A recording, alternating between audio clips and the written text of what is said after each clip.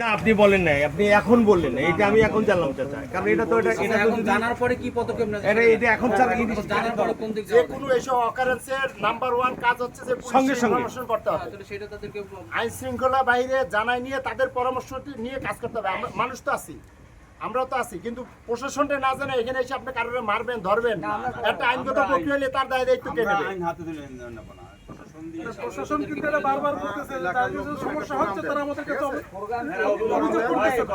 দেখেন গতকালকে বাইরে দায়িত্ব গোপনে আরে বাবা ওইটা গতকালকে এখানে একটা আইন শৃঙ্খলা মিটিং এ বসা হয়েছে প্রশাসন। আরে দায়িত্ব দেবে কেন চাচা আপনি একটা প্রোগ্রাম ডাকেন চাচা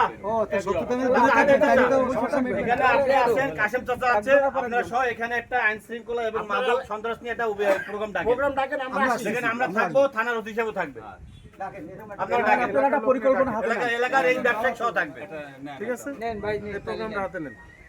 কিন্তু উনি একা নয়, উনি নেবে কেন?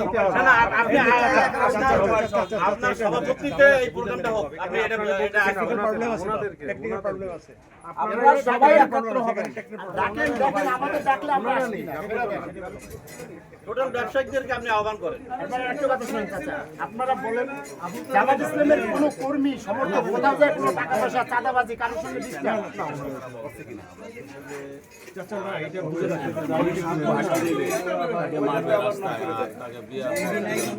এই যে বাজারের একটা কমিটি আছে না, আর শুনেন বাজার কমিটিতে আমাদের জামা সভা আছে এটা জামাতের বিষয় না তো, এটা পাবলিক বিষয়।